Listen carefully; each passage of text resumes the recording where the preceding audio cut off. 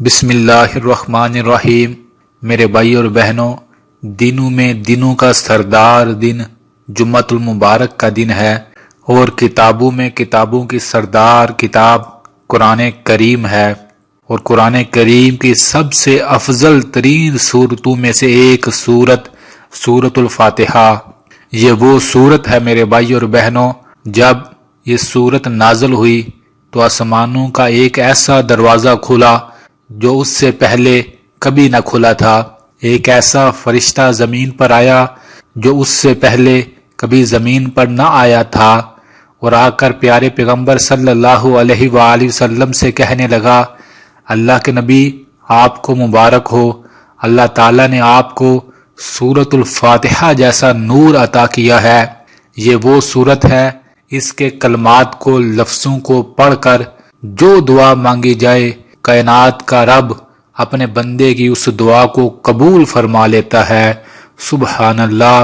میرے بھائی اور بہنوں، کاش مسلمان سورت الفاتحہ کی فضیلت، عظمت، طاقت اور برکت کو جان جاتے تو ان کی زندگی میں کبھی کوئی غم یا پریشانی نہ آتی، ان کے سارے دکھ ختم ہو جاتے۔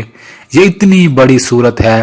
جمعہ المبارک کے دن آپ ایک کام کریں، قرآن پاک کو کھول کر بسم اللہ سے لے کر ولضالین تک پوری سورت الفاتحہ کو پڑھیں۔ بار بار بسم اللہ، بار بار سورت الفاتحہ پڑھنا آپ نے بڑے آرام سکون کے ساتھ ہے، اور اس کے بعد اللہ کی بارگاہ میں دل کے ساتھ دعا مانگ لیں۔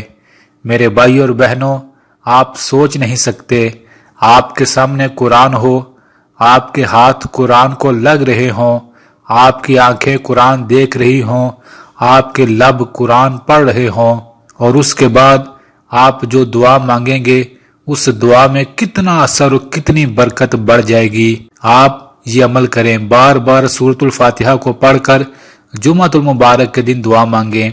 آپ کا بڑے سے بڑا مسئلہ، بڑے سے بڑی پریشانی آپ کے دیکھتے ہی دیکھتے انشاءاللہ ختم ہو جائے گی۔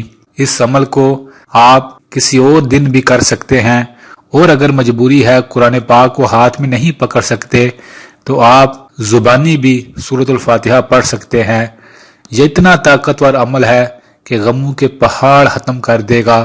یہ اتنا طاقتور عمل ہے کہ آپ کی سالوں کی رکی ہوئی دعائیں انشاءاللہ بڑی جلد قبول ہو جائیں گی۔